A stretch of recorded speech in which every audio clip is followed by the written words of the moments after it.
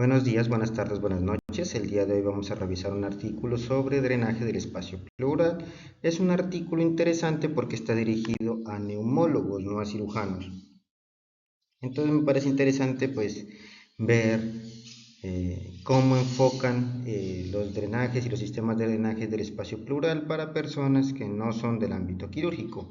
Es un artículo del 2017, nuestros seguidores en YouTube pueden ver el DOI y los autores, y se llama Chest to Drainage of the Pleural Space, a Concise Review for Pulmonologists. Y vamos a empezar. Entonces, como todo, pues empieza con introducción y nos menciona que la colocación de un tubo de tórax es también llamado toracostomía y es un procedimiento común en la práctica diaria utilizado con el fin de drenar líquido, sangre o aire del espacio pleural. Además, también puede servir para administrar antibióticos, agentes esclerosantes, fibrinolíticos, ADNasa o solución salina, dependiendo de la indicación con la que se haya colocado. Aparte de eso, también el catéter tunelizado, que es otra forma de drenaje del espacio pleural, es la terapia de primera línea para el tratamiento paliativo del derrame pleural maligno. Dentro de las, digamos, indicaciones, pues es cualquier acumulación de sangre, agua o líquidos o aire, y pues aquí el artículo los divide dependiendo si es indicación de un tubo de tórax clásico, un catéter, o de un catéter tunelizado. Entonces, para las indicaciones del tubo clásico tenemos el neumotórax, cuando son grandes, primarios, secundarios, espontáneos, cuando es paciente en ventilación mecánica, cuando hay neumotórax a tensión, cuando hay neumotórax diatrogénico grande o cuando están ocultos, cuando hay derrames pleurales infectadas, malignas o que requieren pleurodesis o hemotórax o quirotórax, y cuando son posoperatorios, por ejemplo, cuando son cirugía cardíaca, torácica o esofágica, o cuando se realiza una toracoscopía. Con respecto a los catéteres pleurales tunelizados, entonces tenemos que las principales indicaciones van a ser los derrames pleurales malignos grandes o los derrames pleurales sintomáticos con los cuales ha fallado la pleurodesis, o los derrames sintomáticos malignos en pulmón no expandible, o los que son resistentes a la terapia médica. Con respecto a las contraindicaciones, pues menciona que realmente no hay una contraindicación absoluta, la única sería que el paciente no dé su consentimiento para realizar el procedimiento. Sin embargo, hay algunas contraindicaciones relativas, como la coagulopatía no corregida, todos los pacientes que tienen un INR mayor a 1.52 o las plaquetas menores a 50.000. Cuando el acceso instrumental a la cavidad pleural no se puede realizar a través de un método de imagen, sobre todo esto en pacientes que tienen múltiples lesiones pulmonares o multiculaciones o que han tenido pleurodesis previa, y en general se debe evitar la inserción de estos catéteres en pacientes que tienen un área infectada de piel. Entonces, de preferencia se debe colocar fuera del área infectada. Con respecto a los sistemas de drenaje y a los materiales utilizados, pues tenemos que hay muchos tipos de tubos y catéteres, pero se clasifican básicamente de acuerdo a su tamaño y al método de inserción. Se han utilizado diferentes materiales, entre los cuales podemos tener el polivinilo, el polietileno y la silicona, pero también se pueden, digamos, dividir dependiendo de su forma. Hay rectos, angulados, hay enroscados o cola de cochino, pigtail. También pues hay que tener en cuenta que todos estos sistemas van a tener numerosos agujeros a lo largo y en la punta del drenaje, por lo general radiopacos, con el fin de poder observar el agujero más proximal y pues de que sea más fácil hacer los controles radiográficos, ¿no? El agujero más proximal se suele considerar el agujero centinela, y es el agujero que sí o sí debe estar dentro del espacio pleural o por dentro de la piel con el fin de evitar fugas, ¿no? Hay algunos catéteres que incluso tienen una doble luz o doble lumen, en los cuales pues el lumen pequeño se va a utilizar con el fin de irrigar la cavidad pleural. El diámetro interno y la longitud van a determinar la tasa de flujo de aire o líquido a través del dren, de acuerdo a la ley de Puiseux y la ecuación de Fanning. El tamaño del tubo se refiere principalmente al diámetro externo y está dado en French o en Charry, que son la misma unidad, y tenemos que un French se corresponde a 1/3 de un milímetro, Normalmente el rango de diámetros va de 8 French a 36 French y se distinguen dependiendo de si son de diámetro pequeño o de bajo calibre, cuando son menores a 14 French, o de gran calibre o grandes diámetros cuando son mayores a 14 French. Algunos autores clasifican también estos catéteres dependiendo de si son de 16 a 24 French como catéteres de mediano calibre, pero no todos los autores lo hacen así. Con respecto a los catéteres tunelizados, tenemos que es un tubo de silicona aproximadamente de 15.5 French, con unos 66 centímetros de longitud. La idea es que tiene varios agujeros laterales en los últimos 24 centímetros y se coloca de forma tunelizada con el fin de evitar infecciones o que haya mal posición de los mismos. El tubo óptimo o el sistema de drenaje óptimo, además del tamaño óptimo para las diferentes patologías, es aún materia de debate. Hay muchos artículos que contradicen otros artículos sobre qué catéteres podrían ser adecuados para diferente tipo de patología. Sin embargo, la British Thoracic Society Guidelines, o sea, las guías de la Sociedad Británica de Tórax, sugieren que los drenajes de pequeño calibre pueden ser adecuados en patologías como el empiema y el neumotórax, pero hay una ausencia de ensayos clínicos aleatorizados y por lo tanto no se puede decidir, digamos, con claridad eso. Por otro lado, sí se ha comprobado un menor dolor en los pacientes que tienen drenajes más pequeños y en general los calibres menores a 20 French se recomiendan en fuga, los catéteres mayores a 20 French se recomiendan en fuga aérea o riesgo de la misma, como en los pacientes con neumotórax traumático o discencia bronquial, neumotórax iatrogénico por barotrauma, por ejemplo los pacientes que están con ventilación mecánica, en hemotórax y en drenaje posquirúrgico de la cavidad pleural. Con respecto a su inserción, entonces menciona que los tubos de pequeño calibre son típicamente colocados mediante la maniobra de Seldinger, mientras que los de gran calibre se insertan mediante disección Roma o técnica de Trocar, siendo la disección Roma la más ampliamente, digamos, utilizada en el momento y la disección con Trocar la menos recomendada debido a la probabilidad de que haya una lesión pulmonar, ¿no? Entonces la idea es que después de explicar el procedimiento, de firmar el consentimiento informado, no es necesario pues colocar antibiótico profiláctico a menos de que sea un paciente con trauma de tórax que haya tenido una herida penetrante del tórax.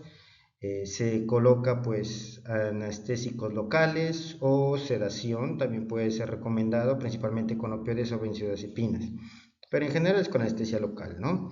Se da posición al paciente en general, se van a colocar el drenaje pues de 4 a 5, del cuarto al quinto espacio intercostal con línea axilar anterior o media, esto con el fin de que la área a colocar sea adecuada y no haya problemas con el decúbito supino del paciente, ¿no? Entonces se coloca pues, para la inserción en decúbito supino del paciente con una cama 45-60 grados, una leve rotación al lado contralateral y el brazo ipsilateral donde se va a colocar el tubo debe estar en el cuello o sobre la cara como el paciente se sienta más cómodo. Como una posición alternativa, pues en los pacientes con neumotórax, sobre todo de urgencia, se puede colocar en el segundo espacio intercostal con línea medio clavicular. Sin embargo, no es un buen lugar para colocar sistemas de drenaje de alto calibre y por lo general es utilizado solamente en los casos de neumotórax a tensión que no han, digamos que son en el diagnóstico inicial, ¿no? Con inestabilidad. Entonces, pues ya teniendo todo eso, se hace la aplicación de medidas de antisepsia, se colocan campos estériles, se infiltra con anestésico local la piel, tejido celular subcutáneo y el espacio entre la pleura parietal y ya el resto de tejidos. Con preferencia se puede utilizar lidocaína o mepivacaína. La lidocaína puede ser al 1 al 2%. Y bueno, pues aquí en este artículo específicamente llama la atención de que a pesar de que no es para, digamos, personal quirúrgico, no nos mencionan la dosis de la lidocaína, ¿no? Si quieren que hablemos un poco de los anestésicos locales, lo pueden solicitar en la caja de comentarios. Con respecto entonces a la lidocaína, nos menciona simplemente que una cantidad de 20 cc de lidocaína al 2% es una dosis bastante aceptable para realizar el procedimiento. Bueno, entonces para tubos de pequeño calibre se puede utilizar la técnica del Zedinger, que es una técnica tal cual como se colocan los catéteres venosos centrales, se hace una incisión, se coloca una aguja a través de la cual se pasa una guía y a través de la guía se pasan dilatadores y posteriormente el catéter de drenaje, ¿no?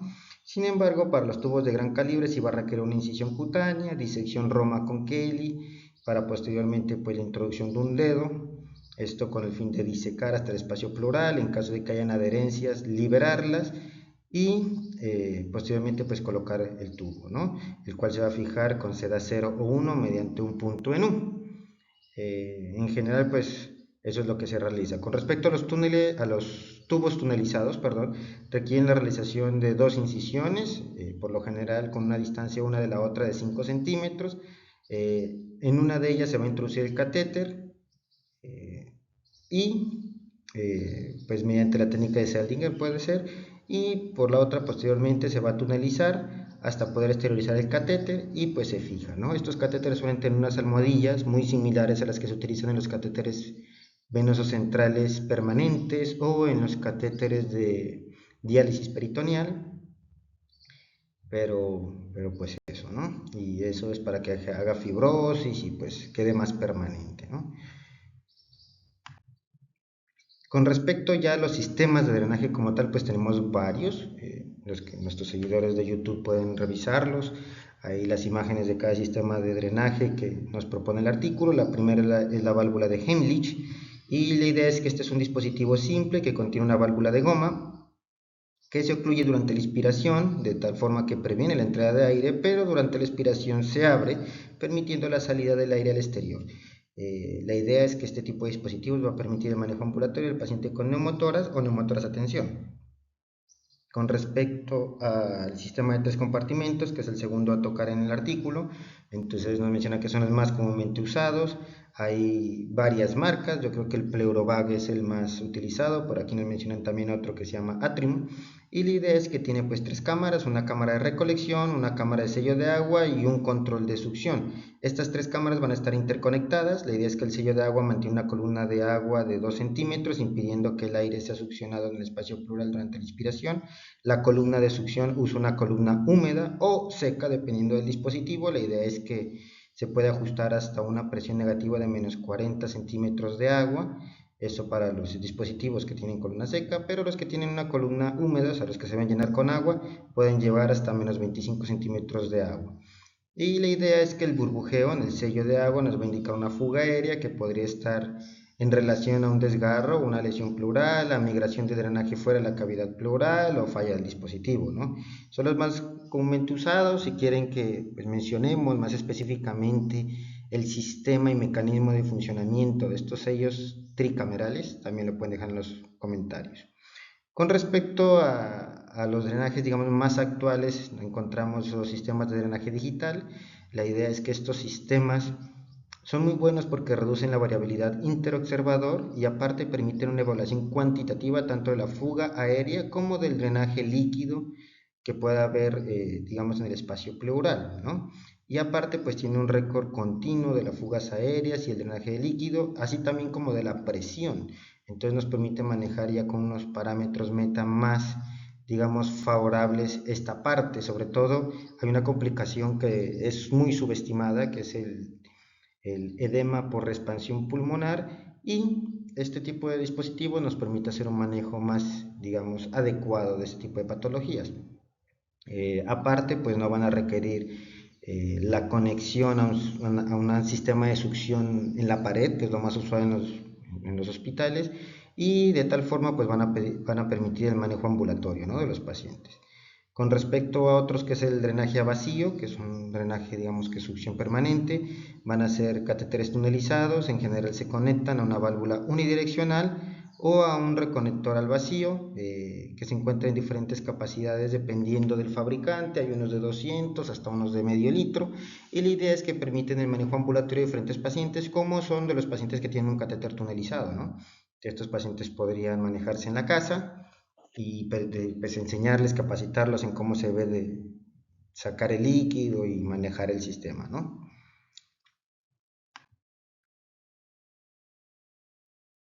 Bueno, con respecto a cuándo se deben retirar o cambiar, entonces tenemos que la mayoría de los dispositivos se pueden dejar en la cavidad pleural por más de 2 semanas. Sin embargo, tenerlos más de 2 semanas no es que sea una contraindicación, solamente es para reevaluar cuál fue la indicación y si realmente lo necesita seguir teniendo, ¿no? En general, el paciente con neumotoras o que siga una cirugía torácica, digamos que hacer un ensayo de clampeo no es necesario en todos los casos. Se puede considerar que es aceptado el retiro en pacientes con neumotoras cuando el flujo de aire es menor a 20 cc por minuto por 8 a 12 horas y que no tenga succión, o que sea menos de 40 cc minuto por 6 horas, dependiendo del autor que se consulte. Obviamente, pues estos flujos de aire así son para los dispositivos digitales, ¿no? Eh, con respecto al derrame pleural como tal, la idea es que se puede retirar cuando el gasto es menor a 450 cc en 24 horas. Cuando se ha realizado pleurodesis, la idea es que se puede retirar cuando la producción sea menor a 100 a 150 cc al día. Okay. En caso de, pues la idea es que se desconecta la succión ya para realizar el procedimiento, y la idea es que se debe retirar rápidamente el sistema de drenaje al final de una expiración o durante una maniobra de valsalva colocando un apósito estéril en ese lugar de inserción. Hay otros autores que manejan otras formas en las cuales se puede retirar el sistema de drenaje, pero pues depende del artículo que esté revisando, ¿no? En el caso de catéteres tunelizados, si el gasto cae por debajo de 50 cc, se podría considerar, sobre todo cuando es más de 3 días consecutivos, se puede asumir que el paciente tuvo una pleurodesis espontánea por la permanencia del catéter y se podría considerar también el retiro de la misma. Esto es lo que menciona este artículo, ¿no? Si quieren de pronto que ahondemos más en cuándo se debe retirar el catéter, digamos, pleural o un sistema de drenaje pleural, cuando no se tiene dispositivos digitales para medir el flujo o la cantidad de líquido, también lo pueden dejar en la caja de comentarios y lo podemos revisar. Y con respecto a las complicaciones, pues en general la tasa de complicaciones posterior a la colocación de un drenaje pleural es menor al 10%, lo cual pues se puede considerar que son escasas, y depende también de la experiencia del operador y del tamaño del tubo, digamos, utilizado. Además, pues también del uso de una imagen para guiar la inserción. Con respecto a, digamos, las más importantes pueden ser la mal colocación del tubo. Digamos que en la práctica clínica tubos de tórax se han colocado en todas partes de forma errónea. Digamos que lo podemos considerar cuando están dentro del espacio pleural en intrafisural, intraparenquimatosa y subcutánea. Otra complicación, pues eso va a requerir o retiro y recolocación o recolocación del mismo sistema de drenaje, ¿listo? Con respecto al hemotórax, podemos decir que el hemotórax posterior a la lesión de una arteria intercostal o de un vaso intercostal o por lesión de tumores pleurales vascularizados suele ser evidente durante o después de la colocación, debido pues a que hay un gasto hemático abundante, ¿no? El tratamiento va desde manejo médico hasta ligadura del paquete subcostal. Con respecto a los catéteres tunelizados, vamos a tener que tiene una tasa de complicación del 10 al 20%, y dentro de las complicaciones específicas de esta modalidad de drenaje podemos encontrar la falla del catéter por bloqueo u obstrucción de la misma, o también debido a que tenga pues colecciones multiloculadas o multisectadas que no le vayan a permitir el adecuado drenaje. En general, las infecciones por los sistemas de drenaje pleural suelen ser leves y se pueden manejar de forma conservadora, pero pues esto es un abrebocas de la gran cantidad de complicaciones que puede haber, ¿no? Como hemotoras, lesión pulmonar, lesión diafragmática, lesión de grandes vasos cardíaca, esofágica, del conducto torácico, etcétera, etcétera, etcétera. Nuestros seguidores en YouTube pueden ver el cuadro que viene con el artículo, o si quieren consultar el mismo cuadro pues y descargar el artículo y leerlo, lo pueden revisar. La idea es que cada una de estas complicaciones podría tener un manejo específico. Y por el momento, pues esto es todo lo que tenía para hoy. Buenos días, buenas tardes, buenas noches. Y nos vemos en un próximo video.